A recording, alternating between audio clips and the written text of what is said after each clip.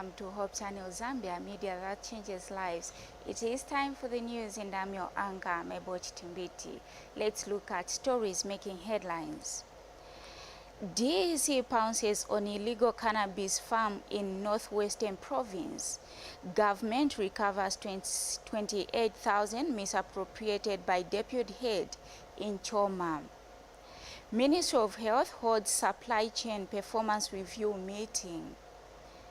Canadian government commends Zambia's decentralization policy. This plus more stories coming up shortly.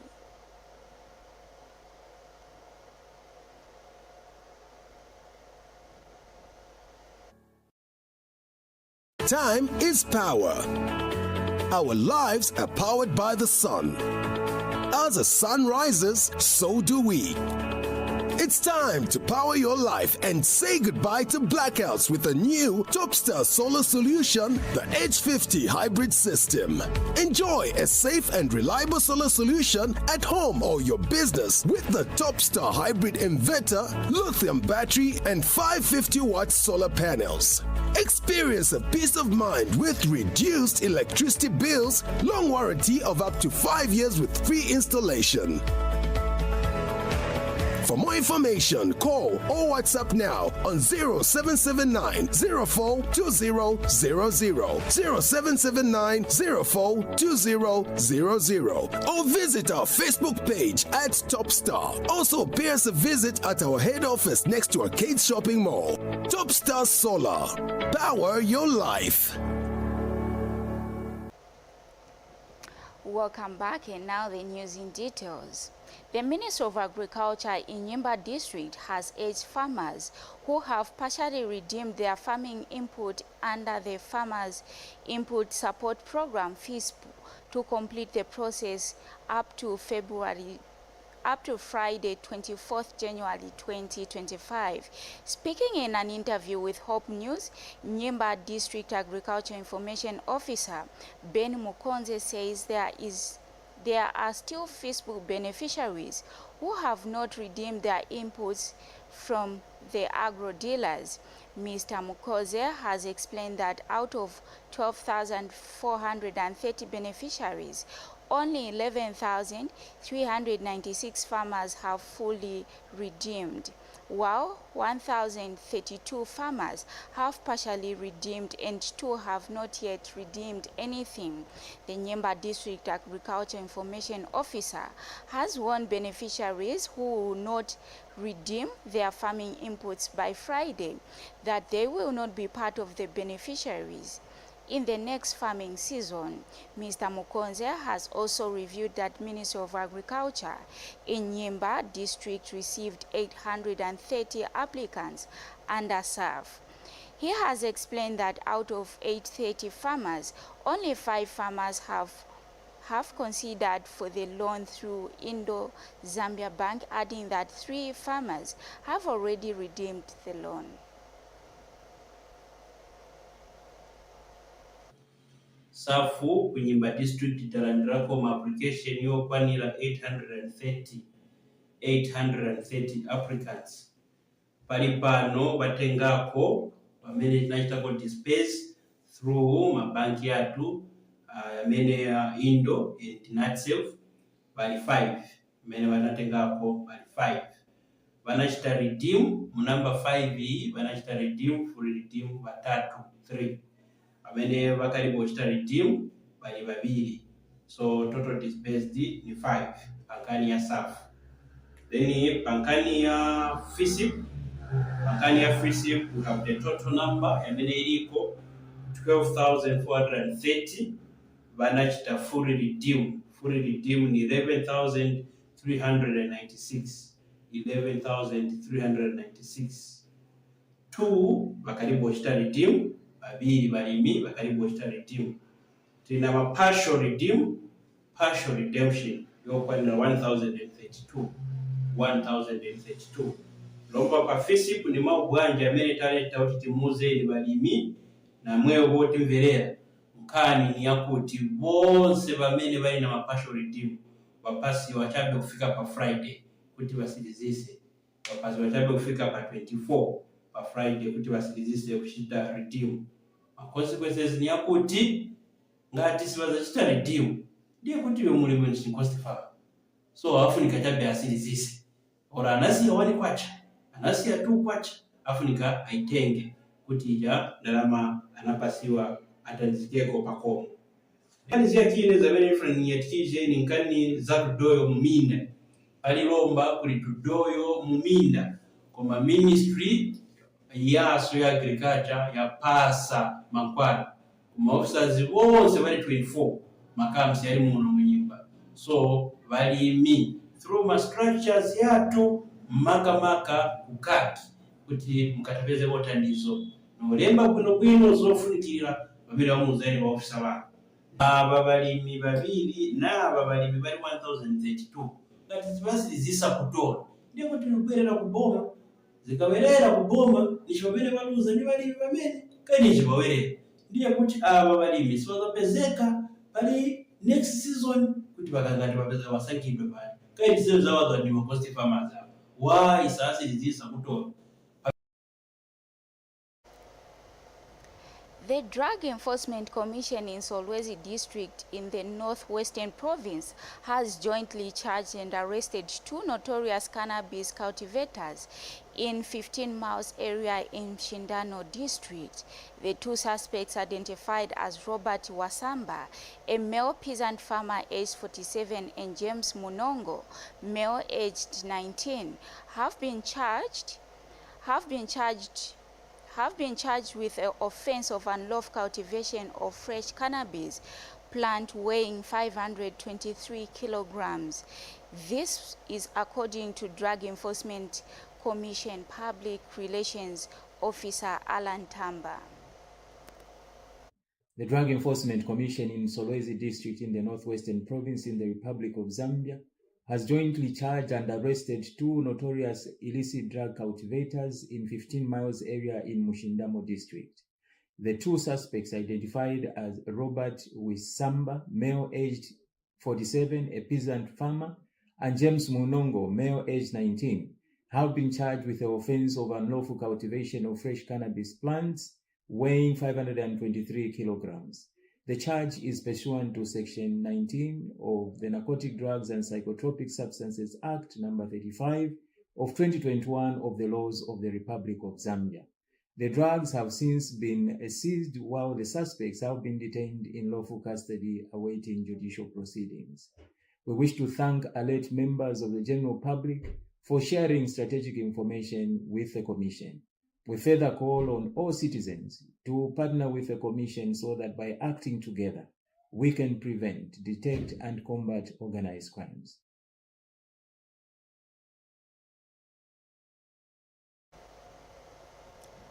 United Nations Special Reporter Ms. Irene Kani met with the Zambia Law Development Commission, ZDC, to discuss legal reforms that will enhance freedom of expression in Zambia. During the meeting, ZLDC officials stressed the importance of revealing and revising key legislation to better safeguard this right. They identified laws such as the Cybersecurity and Crimes Act and the Independent Broadcasting Authority Act as needing comprehensive revision, as they may restrict the full enjoyment of freedom of expression. ZLDC Vice Chairperson Mr. Munukayumbwa emphasized that revising these laws is crucial for creating a more open and accountable media environment. Commissioner Chipo Mushotankata added that Zambia is in the process of reviewing laws with a colonial legacy, particularly those that disadvantage marginalized communities. ZLDC Director Hope Chanda explained that the Commission follows a detailed process of law reviews, including public consultation. The meeting also discussed ongoing efforts to enhance media freedom of expression, including the review of the Public Order Act and the Cybersecurity Crimes Act. Ms. Nkani advised the Commission on key legislative gaps that need to be addressed to promote freedom of expression. The Zambian government has recovered 28,000 in misappropriated social cash transfer in Choma, Southern Province. A deputy head teacher and alleged gambled away the funds on an online casino game called Aviator. The Ministry of Community Development and Social Services has taken swift action, relieving the individual of their duties as pay point manager and operating with law enforcement authorities in ongoing investigations. According to the Ministry of Community Development and Social Service Principal Public Relations Officer, Glenda Nachinga, the incident highlights the importance of safeguarding public resources, particularly those intended for vulnerable populations. To minimize the risk of management, the ministry is accelerating the digitization of financial transactions, which will reduce human contact in handling funds and ensure a more secure, transparent, and efficient disbursement process. The Ministry of Community Development and Social Services has recovered a total amount of 28,000 kwacha that was misappropriated by a deputy head teacher in Choma, Southern Province. So this amount was reportedly gambled away in a casino game called Aviator. The ministry takes seriously such incidences as they undermine the commission and mandate of the social cash transfer, which is to help the less privileged in our society. So the deputy head teacher has since been relieved of his duties as the pay point manager and will not be involved in the disbursement of funds.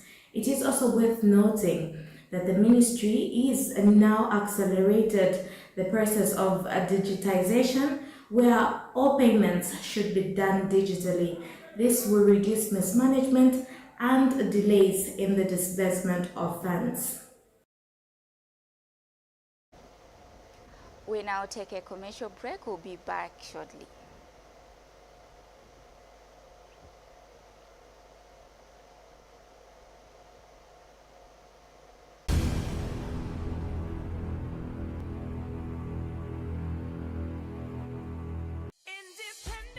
Did you know that you've got the right to complain against any radio or television broadcast?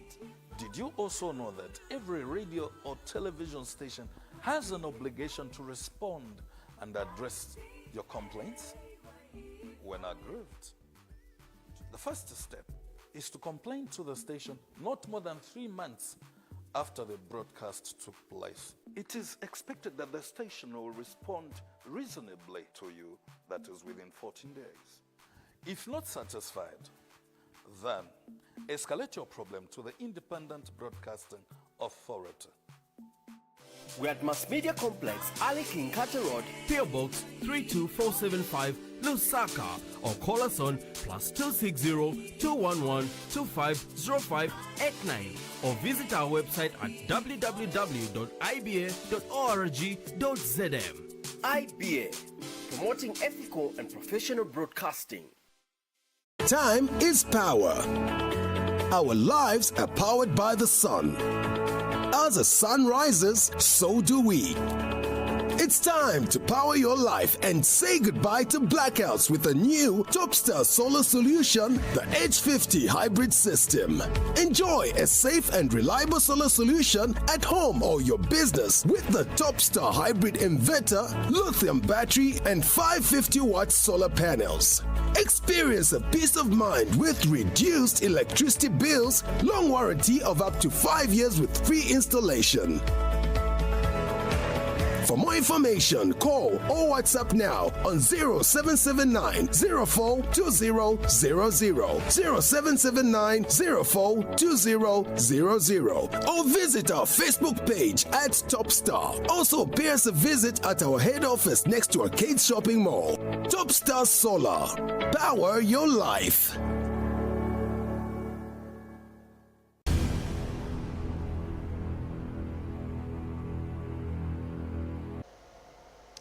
Welcome back. Thank you so much for still staying with us.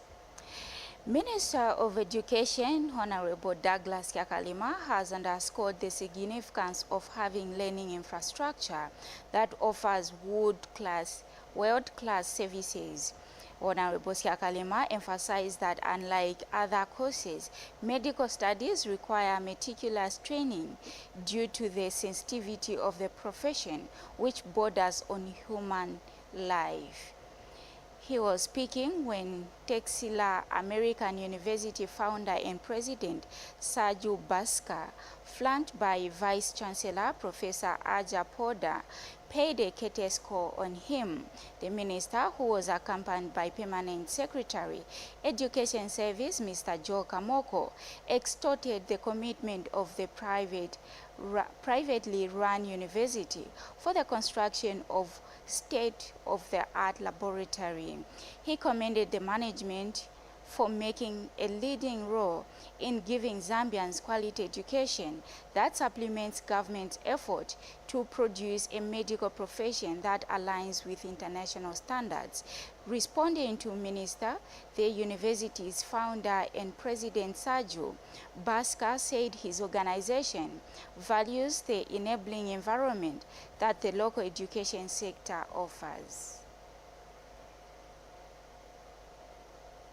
Medicine is a meticulous field. Okay. This is why, whilst these other faculties, they pass at 40%, in the medicine it must be 50%. You must know half of a human being. Otherwise, you go a surgeon,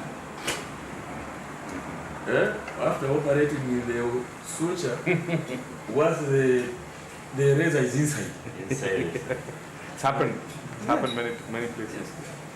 So, for me, what I saw, yes, if you want, you can take a walk there one day. Yeah. Just go and see the laboratory. And this is why for us here at the ministry, we try to, if you like, encourage people who are at the same time are not just coming to Zambia like it's just a fashion we are in this. That what was it hasn't yet been completed. So recently when I passed through it, I was told, oh, it has now been completed. Excellent works. Excellent works.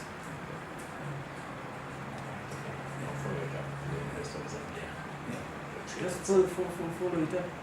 Yeah. But I had emphasized, I said, and at that time we had agreed to say that there will be this collaboration between Ridgeway campus and Texel. Drawn boundaries which many a time do not answer our human capital need. When we're dealing with degree and above, we're trying to produce the personnel that will respond to the country needs. So for me, I'm excited that we're going to debrief it and I think it's pretty comfortable with where we are. And we want maybe with your time, sometimes just visit your physical campus and see what you do there. And we're doing well in terms of as a medical school and other programs. So we just recently launched our hospitality program. We just partnered with the UK awarding body. The students can get certification and can enroll in the hospitality program and also get certification from UK body called CTH, which is a Confederation of Tourism and Hospitality, one of the largest and oldest hospitality awarding bodies in the country. So we believe that this will enhance quality of hospitality training and tourism training in the country. This is a big forex earner so far. The Lusaka Provincial Administration has embarked on training and reorientation of Constituency Development Fund CDF committee members in all the 7 constituencies in Lusaka district. The training is being spearheaded by Lusaka Province Local Government Officer Mr. Charlton Hamuliata and commenced on Monday, January 2025 and ends on 25th January 2025. The training is in line with the amended CDF Act number 1 of 2024 under section 4 paragraph 2, which has empowered provincial ministers to appoint committee members in effort to accelerate project approvals and implementations. And Mr. Hamuliata says the training will be extended to all districts in Lusaka province after the process is completed in Lusaka. This reorientation is going to guide CDF members as they recommend projects in the government for implementation. He said CDF members need to have adequate skills to monitor and evaluate projects as they be required to account to the central government. CDF membership has moved from 16 to 20 members, and Lusaka now has 140 that are currently undergoing training and reorientation, with several members being relatively new. We've started with Lusaka district because we have 7 constituencies, and the whole idea of orienting our CDF members is to ensure that they do the correct thing at the time of approval. You may be aware that early last year, the CDF Act was amended to bring in certain matters that government thought were relevant in the implementation of CDF, and that this same information must be disseminated to the people that will be implementing the CDF, and these are the CDFC committee members that have now been appointed by the provincial minister in accordance with the law, the amended CDF Act, section 4, subsection 2. Now, we have been grappling with the implementation of CDF because they have been putting one another here and there because people did not know how to implement the CDF project used under the council. Now, this orientation is basically giving guide to the CDF members so that as they approve or recommend these CDF projects to the provincial local government officer, they know exactly what to do on the ground. One issue that has been identified as a bottleneck in the implementation of CDF guidelines is the non-implementation of the non-development of implementation plan for the CDF project that have been approved by government through the provincial local government officer. It has been very difficult to point to who is delaying the process because there was no chain or sequence of events that would ensue after the project has been approved by the provincial local government officer. Now, this training is intended actually to equip our CDF members with knowledge and skills on how to recommend this project to the PROJO's office and how to monitor the implementation of this CDF project in their own constituencies. The orientation also will look at the community engagement, which has not been done appropriately in Lusaka province. We are training the CDFC members to do the groundwork, to orient the people in the communities on how they can access these CDF funds from government. We are also encouraging and orienting the CDF members on the skills to monitor and evaluate this CDF project because they'll be required to make a report or returns to government on what they have, what they are implementing, what projects are being implemented using the CDF. The Canadian government has praised Zambia's progress in implementing its decentralization policy, which empowers citizens to determine their own development priorities. According to Ms. Corey Van Gel, head of office at the Canadian High Commission, Zambia is setting a shining example for other countries in upholding democratic principles and promoting citizen participation. Ms. Van Gogh noted that Zambia's decentralization policy has already shown significant results, with a notable reduction in vulnerabilities among women and youth in communities.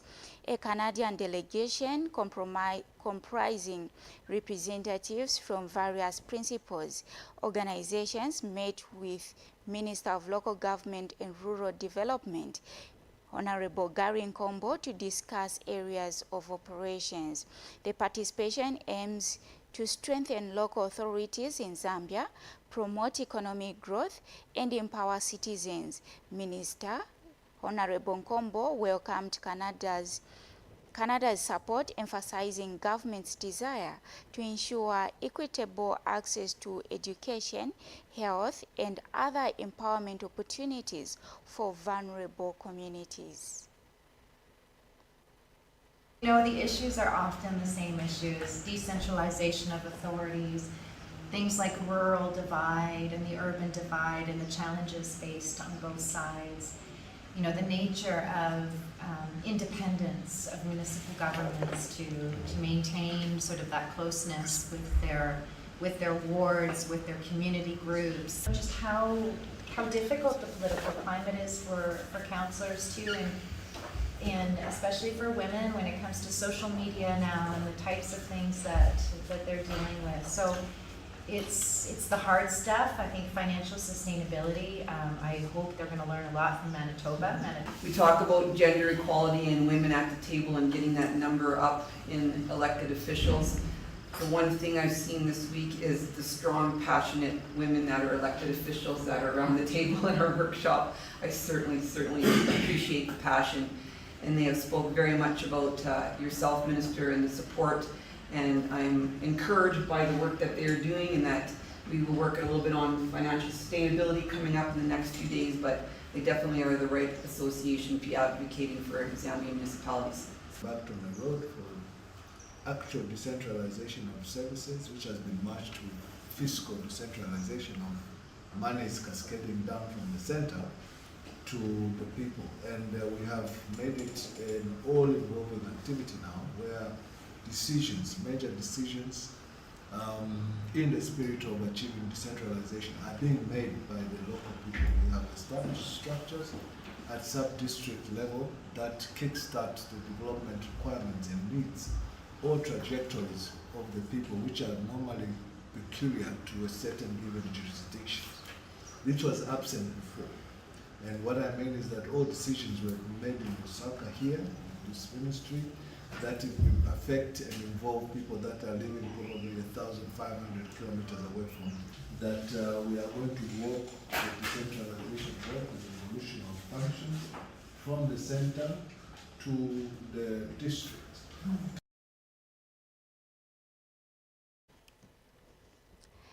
Government says it will identify and address gaps to improve healthcare outcomes in the country. Speaking during the National Supply Chain Performance Review meeting, Minister of Health, represented by Clinical Health Care Director Dr. Lisulo Walubita, says there is need for efficiency in the healthcare unit. He says government will ensure that no Zambian is left behind in accessing quality healthcare services.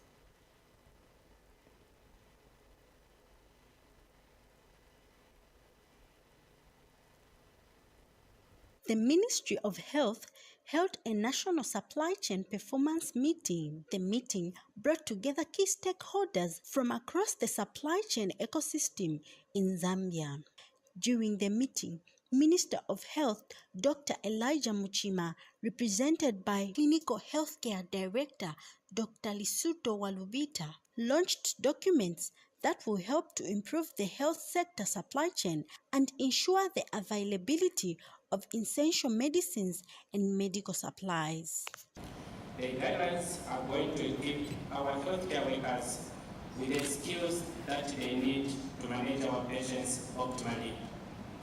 The guidelines will reduce wastage, and in summary, these guidelines will ultimately improve patient outcomes, that is survival. So really the governance documents are now in place. meaning the strategies are in place. And for others who argue and say, yes, we like putting in place documents. It's very important to have a strategic direction. But I also agree that along the way we've learned the lessons that deals with execution gaps.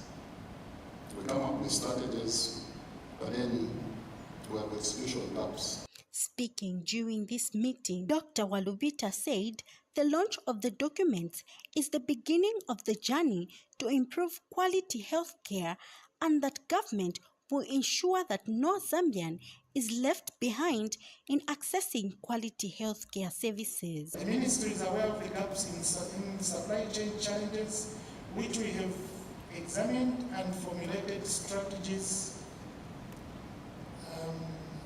I expect this meeting to delve into details of these challenges and come up with a clear roadmap to ensure a proper implementation of the supply chain strategy.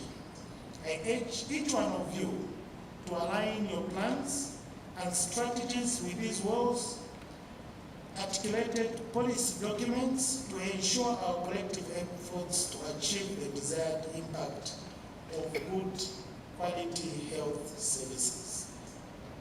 I urge all of us as stakeholders to actively participate in the deliberations over the next 2 days.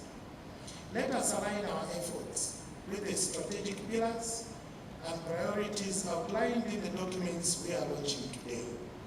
Together, we can overcome the challenges that impede our supply chain and build a resilient healthcare system that meets the needs of all Zambians.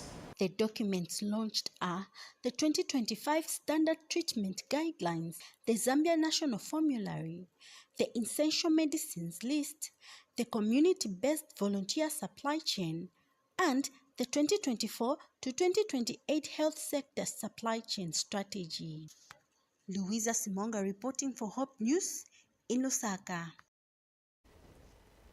Thank you so much, Louisa Simonga, for that report. However, this is where we conclude our news. But before we go, let's look at stories making headlines. Drug Enforcement Commission pounces on illegal cannabis farm in Northwestern Province. Government recovers 28,000 kwacha misappropriated by deputy head in Southern Province. Ministry of Health holds supply chain performance review meeting. Canadian government commends Zambia's decentralization policy progress. On behalf of the news crew and the entire production team, I've been your anchor, Meboch Timbiti. Thank you so much. Keep watching Hope Channel Zambia, media that changes lives.